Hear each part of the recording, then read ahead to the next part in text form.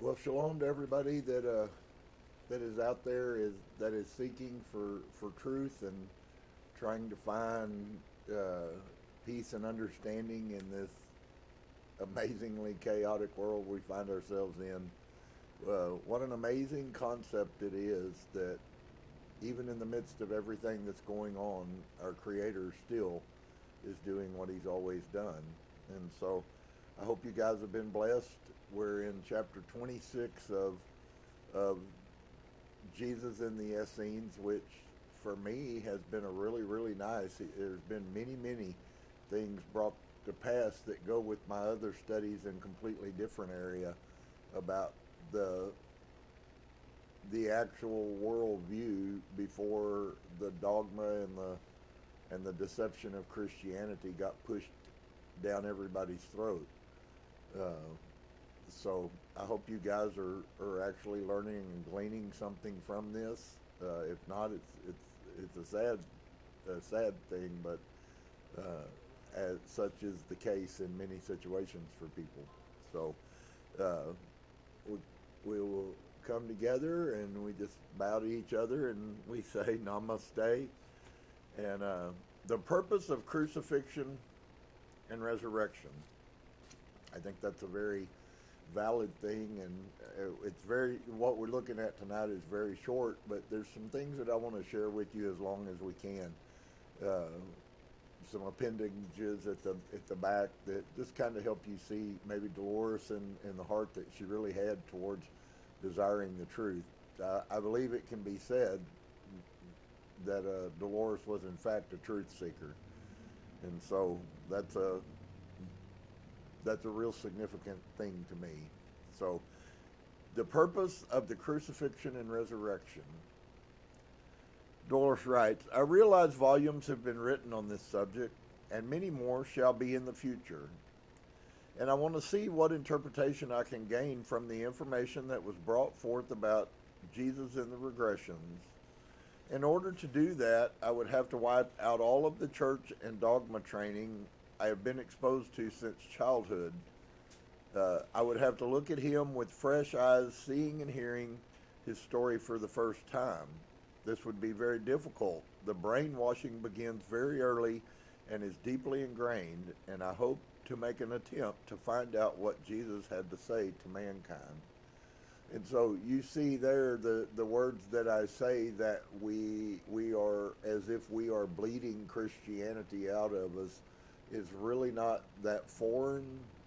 Everyone who begins the journey of enlightenment that has been programmed into Christianity, and it can be very difficult because all that you make reality, the sad part of it is, though, is that if it's not true and if it's not reality, then you've made a lie your reality. And of course, I think we all at least can understand that that's not a very good reality. And so I think her thought is perfect. You know, I was talking to someone and I told them that, you know, the reason that I don't use the name is because, not that it means anything really, because it really doesn't, but the reason I don't use the term Jesus is because as Christians, people have this preconceived idea. And the only way that you can get over that is to point them to someone else. And that someone else is, of course, Yeshua. And so just suffice to say that this programming is very deep, and it has had some success. And so she said, what was he really trying to communicate to the world through his crucifixion? What was the real message behind the resurrection? These are deep and ponderous questions, and I am not a philosopher, but I wish to present what I got out of the story and what lessons I learned. Someone else might see much more than I can, and another person might see something totally different. Everyone has their own viewpoint colored by their life experiences, and people will never be able to agree on something as deep as personal religious beliefs. but my interpretation may help someone who is groping in the darkness of confusion. We were all created at the same moment and are all children of God in this sense. When we came to earth to experience life, we became entrapped in the physical. We forgot from whence we came. At least we forgot on the conscious level. Deep inside, a spark still remembered and longed to return home to the loving Father who made us. He was waiting patiently because he knows no such thing as time, waiting for his children to uncover once again their true potential and destiny. But humanity enjoyed life and became absorbed in the ways of the world, making mistake after mistake, further entrenching itself through the law of karma. Was there any way out? The more lives humans lived, the more karma they created for themselves. We could not return to God until we were once again perfect. Having atoned for all the wrongs we have done our fellow man. It seems hopeless for each mistake we repaid, we made two more. We are on a wheel going round and round and going nowhere because we do not understand that what we have to do to get off. How could humanity climb upward if it is constantly going around in circles? This was what Jesus came to save humanity from. Humanity needed an example, someone to show him the way. Humankind had gotten itself into the mess it was in through the use of free will. God did not punish. He loved his children too much for that. He allowed them to make their own mistakes, and hopefully they would eventually learn from them and see the light and find the path to take them home. Since God will not interfere, he can only help and guide. He decided to send someone to be an example. I believe Jesus or Yeshua was the master of the 10th level. This means that after countless numbers of lives filled with human frailties, he had at last attained perfection and had returned to the side of God from whence he had come. Only this type of entity could possibly resist being sucked down into the murk and mire of human existence. Even for a master, it was dangerous. For the lure of the flesh is very tempting, and he might forget his purpose in coming. It was important that he come, as we all must come into a human, physical body, and be exposed to all the trials man must face. He had to show that he could rise above it. If he could do it, mankind could also. He had to be taught all the knowledge of the world so he could understand the time he lived in. He had to be trained in the complete use of the mind in order to show its marvelous capabilities, and to show that a human was not merely an animal body, but a supreme spiritual creation. And so I think it's really interesting, this statement about that he had to be trained in the complete use of the mind. Something I was looking at yesterday, in fact, and the fact was brought out again that the mass majority of humans very seldom even achieve 5% of their mind's capability. That is to say, 95% of what you could be, you will never experience. Wow. I've heard numbers as low as 2% is what some believe. So that means 98% of all the mind that God gave you, you choose to throw it away. You don't want it, because if you had it, it would totally change how you view everything in the world, including yourself, but even more importantly, how you view other people. And so that's you could then ask yourself a question off of that. Is there any reason why a higher consciousness might be really important? And so it was important that he come, as we all must come into a human physical body and be exposed to all the trials man must face. Some of you might remember the Bible verse that says that Jesus was tempted. Now, I had never seen it until I began this journey. But it's so funny because we have such a Christian picture that it was easy for them to paint the picture of the devil coming to him and telling him, "I'll give you all of this stuff." All of that, friend, is just a metaphor. It's just concoction. Yeshua had no doubts about what he was going to do. You find when we were reading the pieces of Saudi that it wasn't just Yeshua that knew, everyone else knew as well. And so when you are higher consciousness and you put yourself around higher consciousness, if you don't have higher consciousness people around you, you probably are constantly on edge because you can't find anyone to talk to. It feels very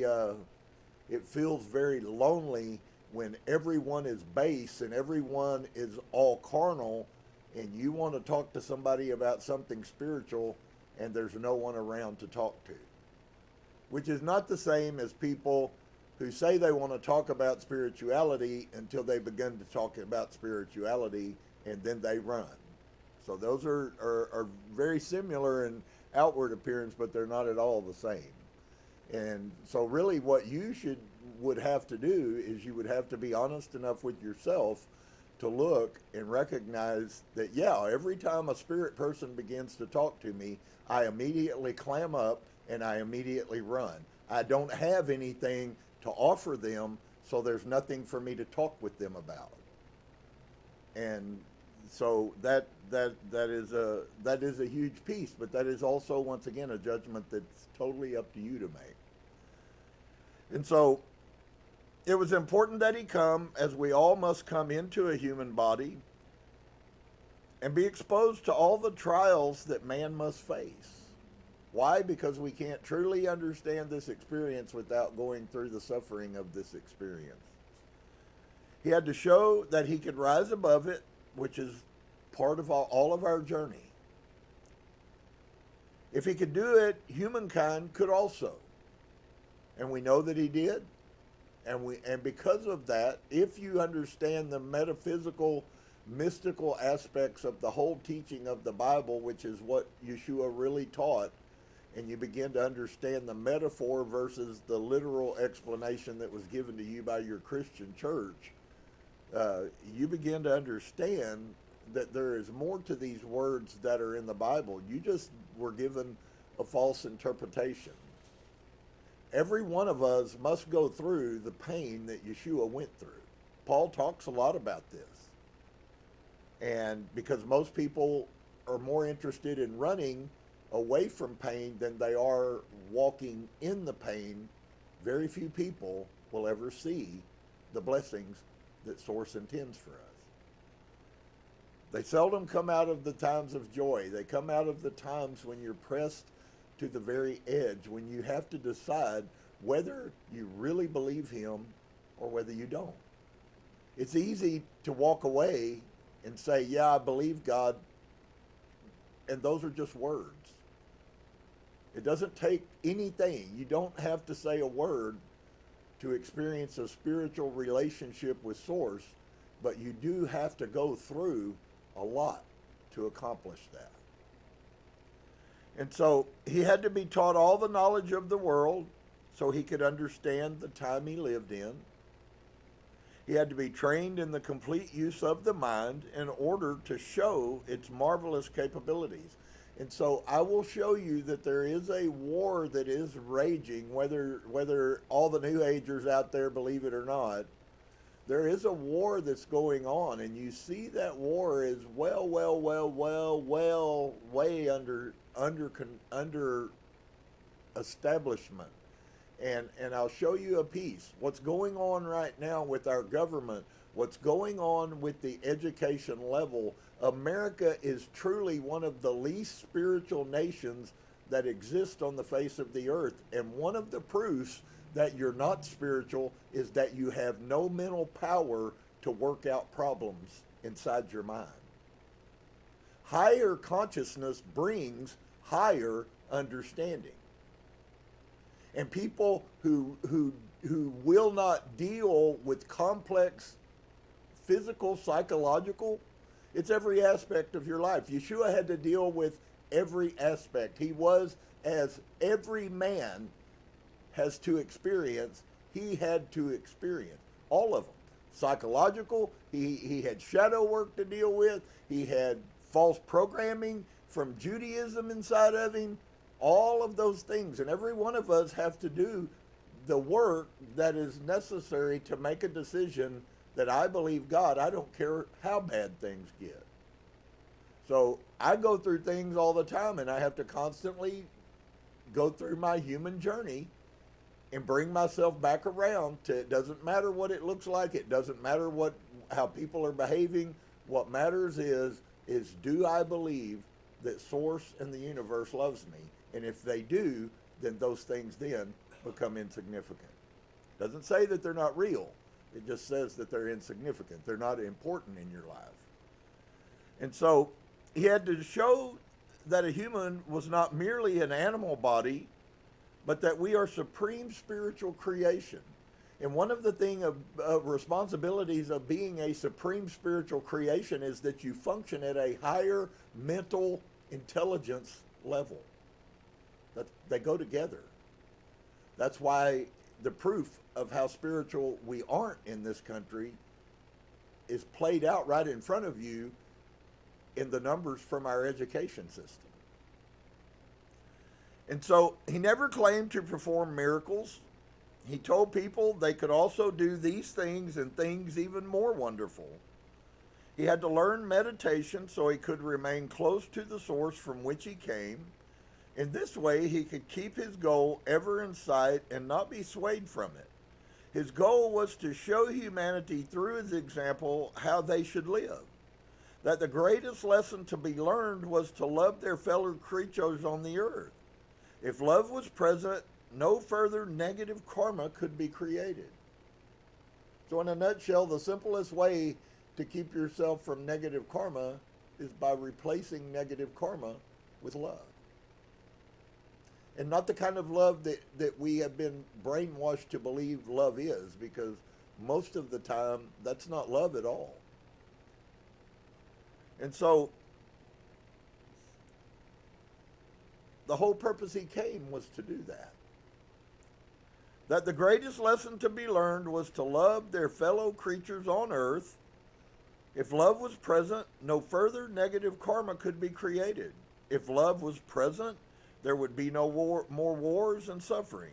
Humanity could get off of the wheel of karma and begin to progress up the ladder again, which is really significant because Jacob, when he saw the ladder in his mind. That was the ladder of mental ascension that he saw when he saw the people coming back and forth, the messages that he saw.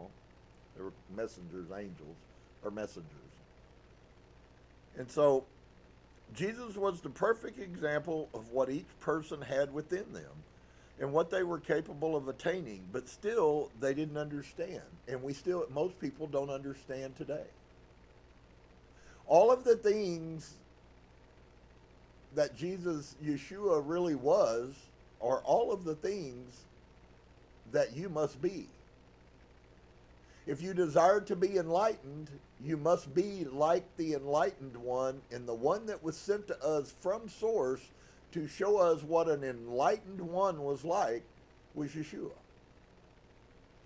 All you have to do is judge. That's why Paul said, if you would, most won't, but if you would judge yourself, you would never have to worry about anybody judging you.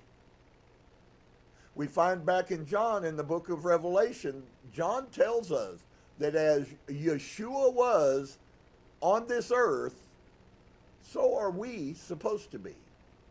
Now stop and let that set in a second. Are you at this point in your life where you're willing to even begin to say that you are fulfilling your Christ's call? Most people I've talked to, they say, oh, well, I certainly am not like Jesus, and I probably could never be that. And what's really horribly sad about that is they have no understanding that they just killed their self in a spiritual manner. Why did that happen? Because church dogma says that you're horrible and you're never going to be good enough. And of course, our literal proves that that's absolutely true. The problem is under those concepts, it also proves that Christians and preachers and teachers and scholars are neither right with God according to that context or ever will be. So it was really the more if you'll get away from it and if you can make the paradigm shift, the more that you begin to look and see what Christianity was, you find that no one was ever saved by Christianity. That wasn't the purpose of it. The purpose of it was to take you away from the truth. And it has been very successful at that. And so Jesus was the perfect example of what each person had within them. And so the good news is that it does live in us. The only question is will you do the work, and will you be honest enough, and will you be serious enough, and will you be dedicated enough to allow the Spirit with your will? It's not going to do it for you. You have to do the work. Are you truly a follower of Christ? Understanding in the ancient mindset, a follower was somebody who acted like the person. That's a pretty high level to try to attain to. I know that I haven't yet arrived every time that I let my anger get out there. Did Yeshua get mad? Yes. Is anger wrong? No, it's not. All that's required of us in dealing with anger is that we learn how to balance it. But I assure you, the people out there that are telling the truth will never tell you that anger is bad. It's neither bad nor good. It's a tool that all humans possess, and we must learn how to master it and use it. Sometimes it's a very positive driving force. We have some anger in America, and the anger in America is on both sides. We are, without a question, a house divided. We are, without a question, in the middle of one of the biggest civil wars that's ever existed in America. And both are functioning on anger. One side functions on anger by having press conferences and telling people to destroy people's property. You see, that's the uncontrol of their anger. They're angry. They've lost power. And humans don't like to lose their power. Not that they ever had it to begin with, but their reality said they did. It wasn't a truth, but their reality said that they had control. And so, but still we didn't understand. His perfection frightened and confused them. They feared him because he was different, and their only solution was to kill him. All of those things are right on the money. I believe the purpose of the crucifixion was to show by vivid contrast that what humanity has become. The depth to which it had sunken. I believe God was offering people a choice. Stay on your present course and become like these vile and debased creatures with no consciousness. Paul said at the end, people's consciousness is going to be seared with a hot iron. We live in that. So what's going on is the chasm, and you can call it the Democrat and the Republican gap. And I don't say all Republicans are doing this. I'm simply using it as a metaphor. But the chasm between unconsciousness and consciousness is drastically getting wider. And unconsciousness also employs the concept of no forethought. Forethought is consciousness. You think about something before it happens. Forethought is one of the highest forms of consciousness. That's why when I read to you in Nag Hammadi, one of the most potent pieces of the opening of that dialogue was the fact that God had forethought. you might want to stop and think more than just casually about your life in context to your forethought. And then you can have forethought, but a self forethought. You only think about yourself. You don't think about how this is going to be or what that's going to do or any of those concepts. That's not God's thing. God's people are looking for forethought of other people. And that's huge. So we go around doing things mindlessly because we don't care how it affects other people. We're only interested in what I want. And so I believe the purpose of crucifixion was to show by vivid contrast what humanity has become, and it is in fact a true statement. He became the depths at which it had sunk. I believe God was offering people a choice. Stay on your present course. My friend, that choice is as important today as it was in the days when Yeshua walked the earth. We can become like these with no consciences and fulfill the path that Paul talked about, who think only of their worldly, mundane existences. And they try to pattern their life after his beautiful example, and you can rise above the chaos of the world and attain perfection. He had gained understanding of the mind. So where is all of this game going to be played out in? It's all going to be played out in your mind, friend. That's why Paul said you must renew your mind. Your mind is corrupt. You are confused. You have no conscience about the way you act or how you treat other people or any of those things. And you must, if that is the state that you find yourself in, then you must do something to give yourself a new mind. Thus, the mind must be renewed. And so, he had gained understanding of the mind. I want you to see this. Some of you may believe that you're as smart as you are and that's all there is to it, and you're smarter than most people, which is usually a dead giveaway of your ego, because the truth is you're not any smarter than anybody else is. You perceive yourself to be that way. In reality, you're not. There's many things that you're nowhere near as good as other people about. But we don't like to look at that because we're immature and we're unstable and we're spiritually and mentally weak. And so we have no basis with which to prop ourselves up. And Yeshua wants us to be able to prop ourselves up on the truth of what we are and the knowledge of that living inside of us. And so I would like you to see that Jesus, the not God, human that was born, had to do some things.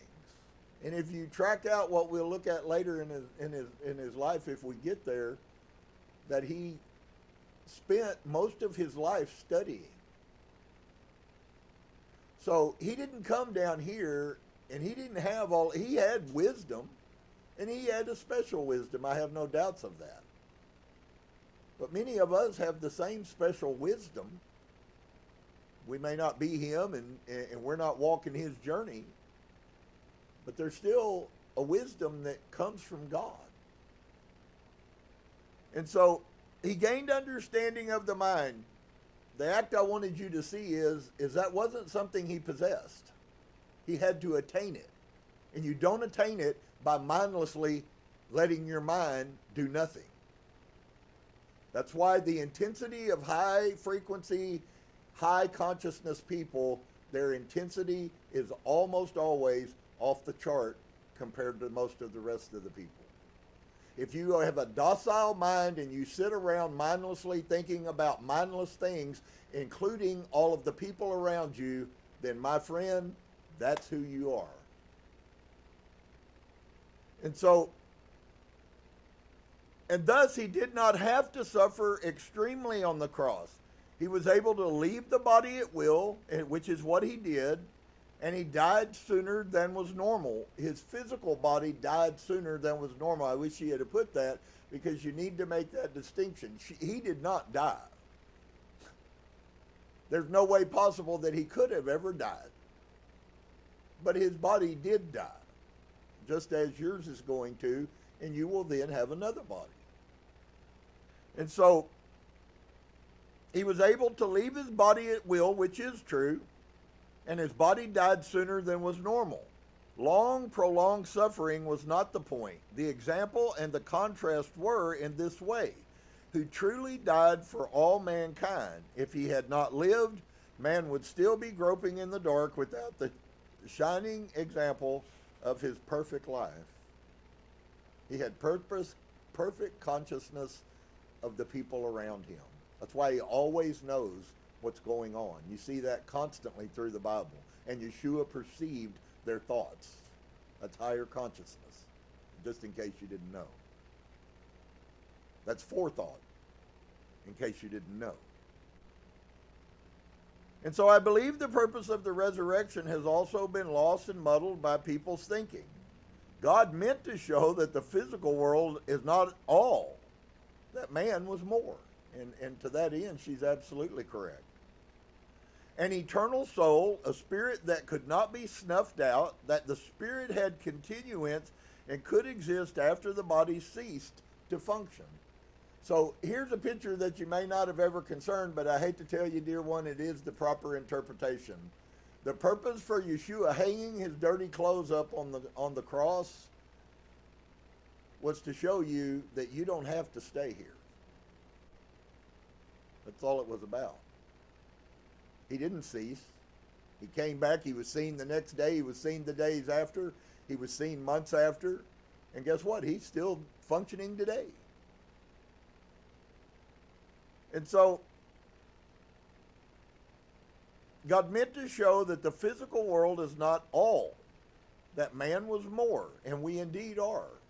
An eternal soul, a spirit that could not be snuffed out, that the spirit had continuance and could exist after the body ceased to function. To enter again into the body would not have proved the point the masters were trying to make. It would only show that it was possible to continue in the physical. Thus, the earthly body of Jesus had to completely disappear. The body had been sealed in the tomb. Both Roman and Jewish guards had been posted outside the tomb. Neither trusted the other, and they wanted to be sure no one could get past and steal the body. With the tomb sealed and guarded, the masters went to work with the help of Jesus to disintegrate the body, break it down to the atoms, and turn it back into the dust. Now, I will tell you, this is something that I've certainly been pondering on, because it does bring some aspects. But here's to be sure. If somebody brings new truth to you and you immediately discount it, well, I promise you that's not going to probably help you find truth very fast. Why is it that we have to be so base mentally that we can't deal with obstacles mentally? Because most of the time, we're just too tired to do so. We don't want to. It's too much work. You have to think too hard. And I've had people tell me all of those statements, which is why I used the wording that I did. So the linen wrappings were left to show that the body had not been physically removed. When the guards opened the tomb themselves and found the body missing, it was evident there was no possible way it could have been taken. It could have only been accomplished from the other side, the spiritual side. Later, when the figure of Christ was seen by so many people, they had to know that this was part of the man that survived everything and was eternal, that the spirit was the true nature of man, and there was something beyond the mere earthly existence that man clings to so fiercely. And I don't know about you, maybe some of you already have, but I've begun to find a picture where it just doesn't matter anymore. And that's not in a negative sense. It's not a give up. It's certainly not anything negative like that. But it really is that we're here, and that not being here, as Paul said. So I'm just simply quoting the Apostle Paul. It's better for me to not be here than it is for me to be here. So if my words are pessimistic, then I guess the Apostle Paul's were too. And so The body wasn't missing, and there was no way it could have been taken. It could have only been accomplished from the other side, or the spirit realm. Later, when the figure of Christ was seen by so many, they had to know that this was part of a man that survived everything. And I think what's so cool is that there were other spirits that were brought back to life. They weren't physical realm. They weren't physical people. And actually, the truth is, I have a stronger belief system that all of those spirits are here right now. You just can't see them. And so when you have a psychic who can see spirits that exist, the truth is that they're always there, and they're there all the time. You just have no consciousness of them. As you rise in consciousness, you will begin to see spirit things that were present, but you had no knowledge of. And so, that the spirit was the true nature of man, and there was something beyond the mere earthly existence that we cling to so fiercely. They would have to believe this because the body could not possibly return. It had been completely destroyed. So here's another statement. Why do you think that there are so many NDEs in the time we live in? One, because we now have science that can record it, but I believe the greater one is truly that source is, as many say, using the terminology of the thinning of the veil between the spirit realm and us. I don't think that the veil's thinning. I think that our consciousness is being exposed. We are, maybe for some, are increasing, and the more you increase, the more that you see. When Jacob, once again, back at Peniel, which is the pineal gland, which is where he laid his head on the rock, and saw the ladder coming down, that was a state of higher consciousness. And of course, everyone who's studied any of this knows that the good spiritual stuff happens in the higher consciousness. And so, somehow, down through the ages, this has all become jumbled and confused. The soldiers were ordered under the threat of death to guard the tomb. The Sanhedrin and the Romans knew of the predictions that the resurrection would take place. They must not let anything happen to that body. And when they opened the tomb and found the body missing, the soldiers feared for their lives. I can imagine that in order to save their own necks, they came up with the story of the angel rolling away the stone and Christ walking out. It is a known fact that the Sanhedrin later paid the Jewish soldiers to say that someone slipped past them in the night and stole the body, and that's one of those pieces of history that kind of validates many of these pieces. These stories have been accepted and passed down through the centuries because they were easier to understand corrupted than they were to tell people the true spiritual truth. The real purpose behind the resurrection was apparently too complicated and obscured for the minds. So in other words, the mind had become washed into stupidity, which is exactly where we're an idiocracy in this country. We can't tell the difference between up and down, yes and no, right and left, boy and girl. There may also have been other reasons for denying the true story. Fear does strange things to people. If you will examine the Bible accounts, you will find there are many references of Jesus after death appearing and disappearing suddenly from among groups of people. These stories are more representative of the spirit than the human body. The story of Jesus' life is so beautiful in itself as an example of perfect love that he left with us. I do not understand the need for the supernatural trappings that have been heaped upon it. And I believe that the church did that supernatural heaping on simply to make you never believe his message. Because if you believe that everything he did was outside of what you're capable of doing, no matter what he told you, the things that I do, can you do also? He said those words. And yet, I don't know why it is so many people have spent so long in Christianity and yet don't believe the very words that he spoke. And so, why the story that he was born of a virgin? Well, there's actually celestial stories that fit with that. We also go back, I was talking to someone about Tammuz.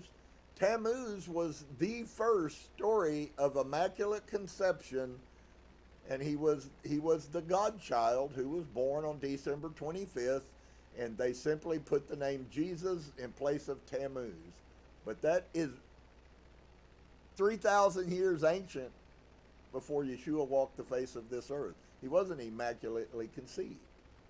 I saw and showed you guys in our Saturday teaching that what we got in the written text is a literal writing trying to explain what I showed you in the spirit realm, which is all of that went on was the story that got put into the Bible. One is a creation story, the other is a literal on this earth concoction of that same story because they could not explain it. So you explain it in the way that people understand. And so it is an example of perfect love, of perfect everything.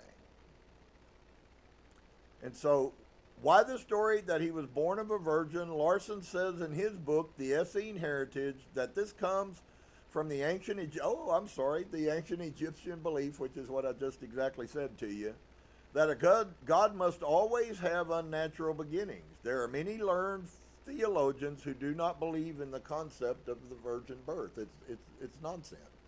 Joseph, his daddy, bred Mary, his mother, and he fertilized the seed, and the spark of God from that one seed of that one seed of sperm ignited it with a supernatural flash of light, and Yeshua was in the womb.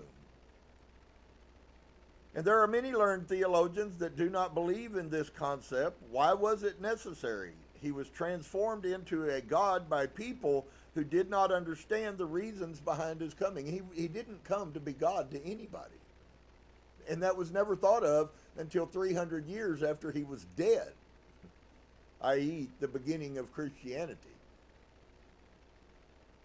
And so he did not want to be a God. He never intended to be worshipped. That was man's doings. What better way to honor and remember him than by trying to live like him instead of turning him into something that you can never live like, which is exactly what's been done.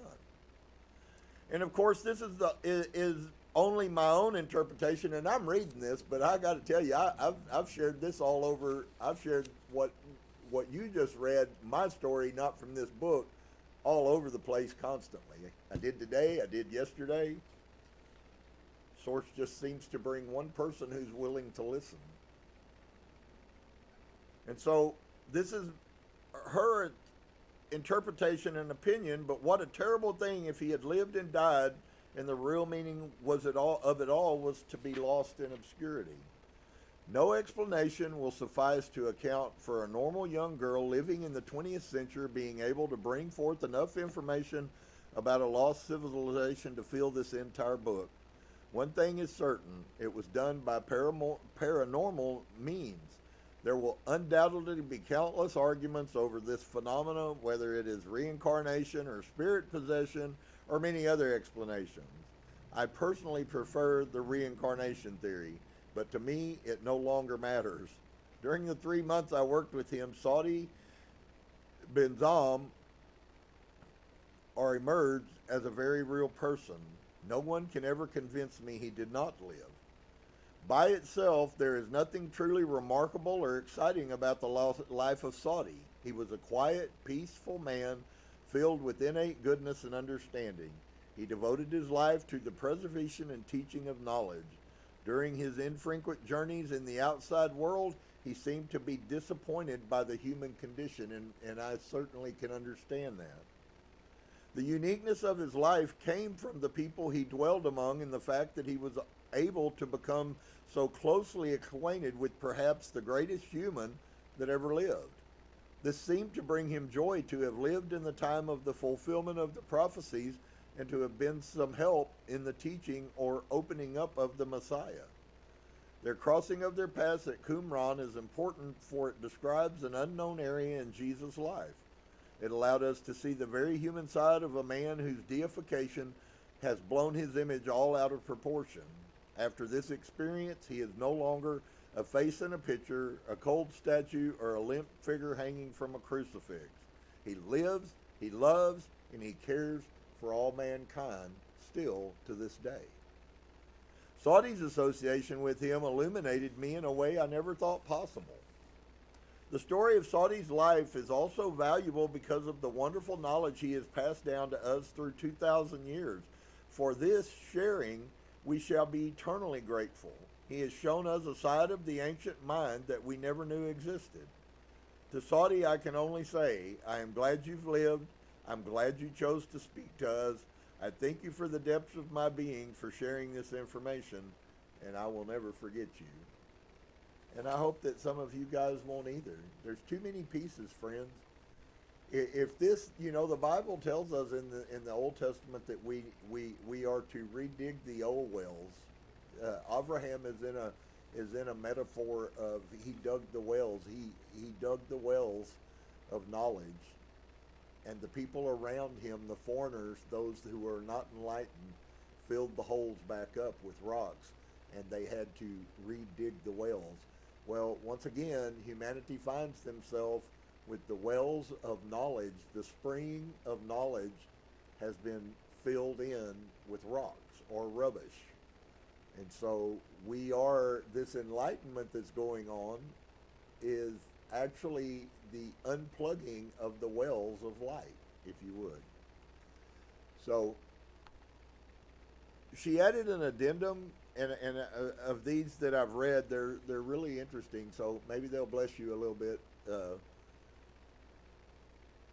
She added this in 2001. After Jesus in the Essenes was printed in England in 1992, I began to travel and lecture about the book.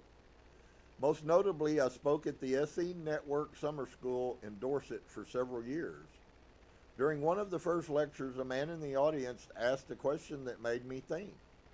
I was talking about Jesus' travels with his uncle, Joseph of Arimathea, and that he was a rich merchant trading tin and cloth, and the man asked, "Where did Joseph get the tin?" And I replied, "I didn't know." I had thought about it. Then the audience said there were many legends in that part of England about the tin mines and that Joseph came there. I had heard of his connection with Glastonbury and the Chalice Well, but I had not heard about the tin mines. They said the local people still sing a song, "Joseph was a tin man." And I found this fascinating because it's verifying yet another part of the story we had received. I told the audience I would certainly like to know more about these legends, and as a result, in the next few years, I received books and pamphlets from readers in England. The research done by the authors seemed to be based on solid records in history. I decided if this book was ever printed in the U.S. that I would add an addendum that would include this research. It is utterly amazing how the entire story continues to hold up under scrutiny and pieces begin to be added. And so, The Drama of the Lost Disciples, which was printed in 93 by Covenant Publishing. This book is highly recommended as the most complete history I have read. It was probably the inspiration of the others. While the other books hinted that the entire story of Joseph in England might be a myth or a legend, this book quotes from ancient historical records dating back to Roman times and before. His sources cannot be disputed. It is a forgotten story of the founding of Christian religion that needs to be told and brought back to our time, even though it will probably upset many who are entrenched in church dogma. It is a privilege and a God-given right to think for oneself and to constantly search for knowledge. This is the only way to find the answers, no matter what, or how distasteful they may seem. We must constantly strive to restore lost history and to preserve it for our posterity. To this aim, my work is devoted. Joseph of Arimathea is given only a passing mention in the Bible. He is referred to as the rich man who claimed the body of Christ and gave up his tomb for the burial after the crucifixion. According to both Jewish and Roman law, unless the body of an executed criminal was immediately claimed by the next of kin, the body was cast into a common pit with others where all physical record of them was completely obliterated. Joseph, the family guardian, personally went to Pilate for permission to claim the body, remove it from the cross, and prepare it for burial in his private sepulchre on his estate. However, there is much more to this story than has that has been forgotten and lost down through time. The story is glorious and needs to be brought back to the people of our generation. First, the story as it relates to the information uncovered through hypnotic regression that is reported in this book. Joseph of Arimathea was indeed Jesus' uncle related to Mary. He was the younger brother of her father. He was one of the wealthiest men, not just in Israel, he was one of the wealthiest men by history in the world. Not just in Jerusalem. He was a metal magnate controlling the tin and lead industry. Tin was as valuable as gold in those days, the chief metal used in the production of bronze. It was an ultimate necessity in all countries and in great demand by the warring Romans. We have so much quantity of steel, we often don't think that most of the battles and stuff that went on in Rome were actually fought with bronze swords. And so that just makes it even more why it was such a valued asset. It was the ultimate necessity in all countries and in great demand by the warring Romans. Joseph's world control of tin and lead was due to his vast holding in the ancient tin mines of Britain. He had acquired and developed this trade many years before Jesus began his ministry, and the world's major portion of tin was mined in Cornwall in England, smelted into ingots and exported throughout the civilized world, chiefly in Joseph's ships. He owned one of the largest private merchant shipping fleets afloat that traded in all the ports of the known world. So Yeshua could have got on a boat and went anywhere in the world and it wouldn't have cost him a thing.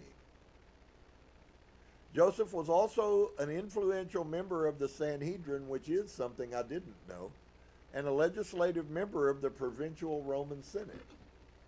He owned a palatial home in the Holy City and a fine country residence just outside Jerusalem. Several miles north, he possessed another spacious estate at Arimathea, located on the populous caravan route between Nazareth and Jerusalem. He was a man of importance and influence within both the Jewish and Roman hierarchies. After Joseph, the father of Jesus, died when Jesus was quite young, Joseph of Arimathea was appointed legal guardian of the family as next of kin. This explains Jesus' association with his uncle from an early age and his ability to travel with him on his voyages. There are many legends in England that say when Joseph came to the islands to obtain the tin, he often brought his nephew Jesus with him, which would have been Yeshua. They would not have used the term Jesus, but that's fine. Less often, he also brought Mary. The mother of Jesus accompanied them, especially when Jesus was younger.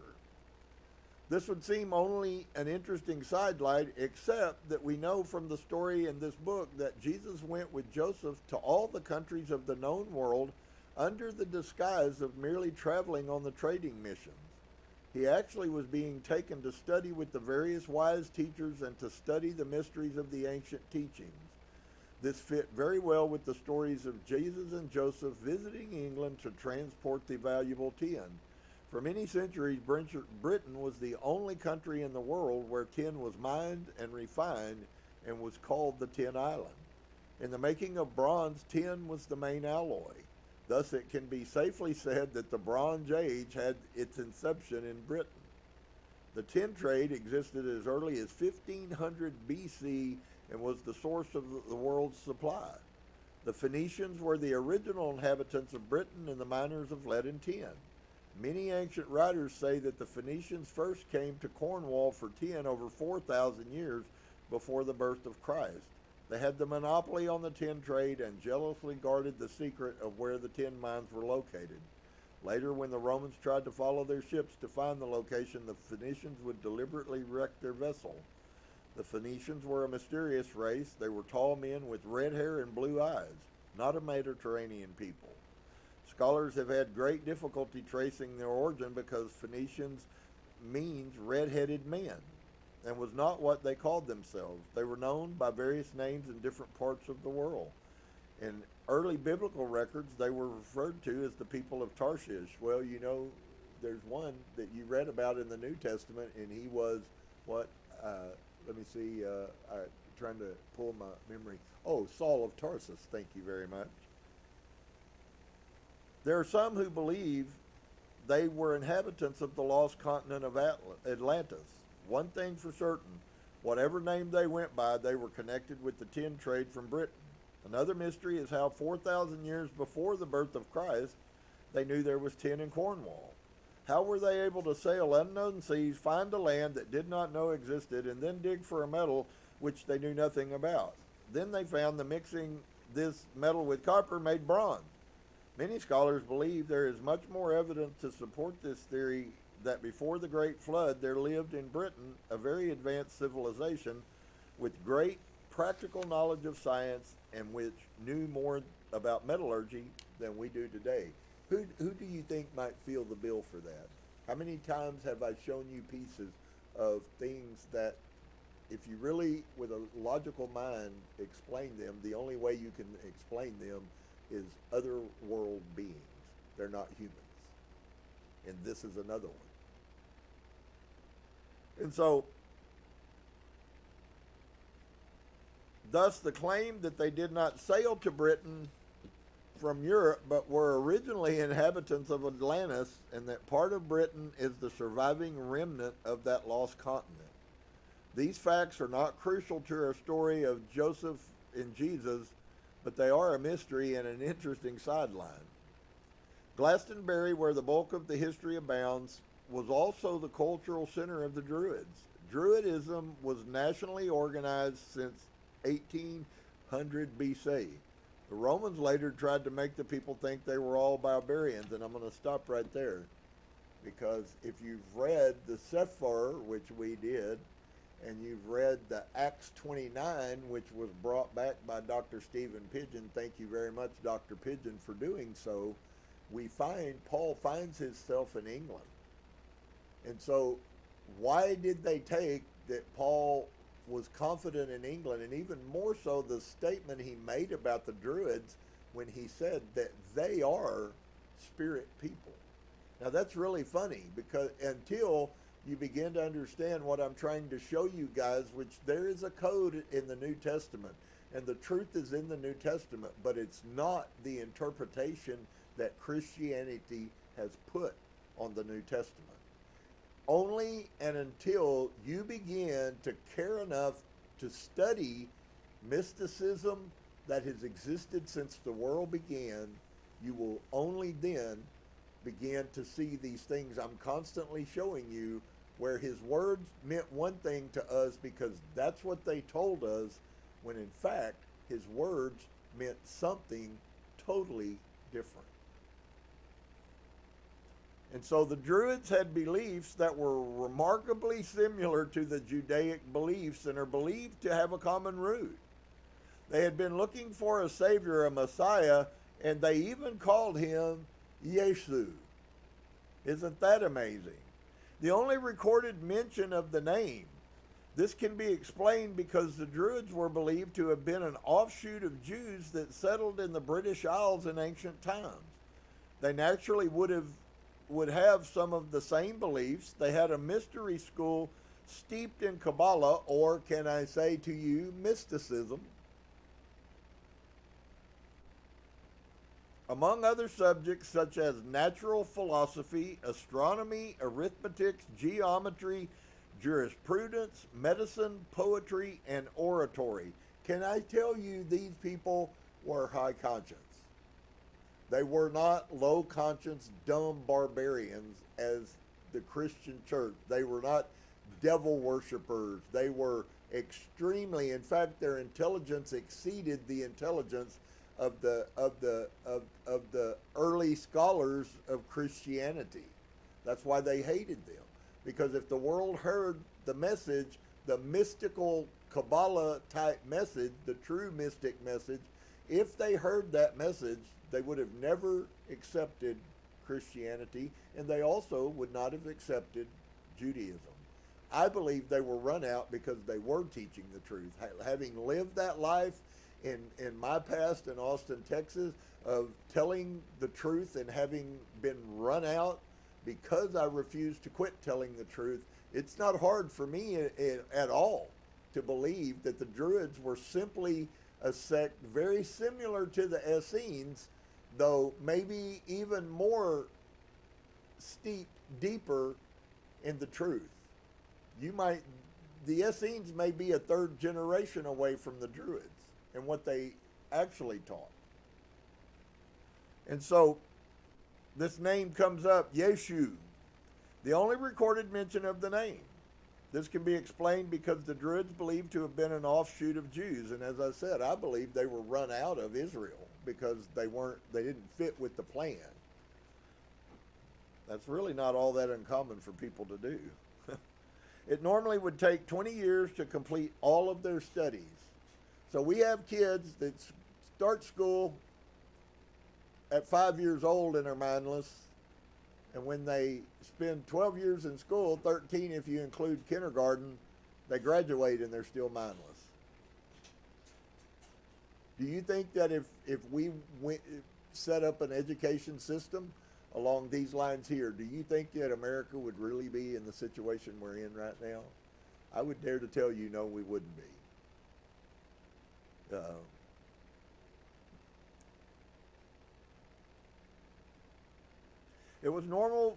It normally would take 20 years to complete all of the studies, but we know that Jesus was not the normal student. He had the capacity and the ability to absorb information at an incredibly fast rate. He was using more of his mind. This was evident in the short amount of time he spent studying with the Essenes.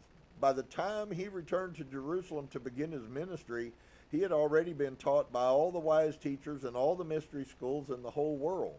There are many other stories and legends from many countries to confirm this, so this was a missing piece of the puzzle and why he spent so much time in England.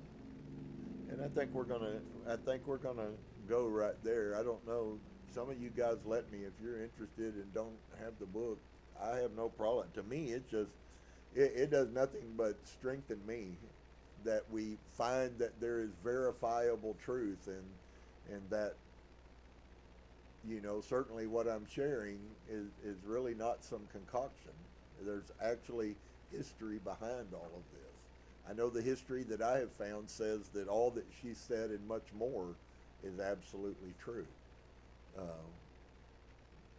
The fact that Yeshua would spend 6 years in a Tibetan monastery meditating every day for 6 years tells me that that was certainly one of his spiritual significant pieces of his makeup, with all the metaphysical teachings that go along with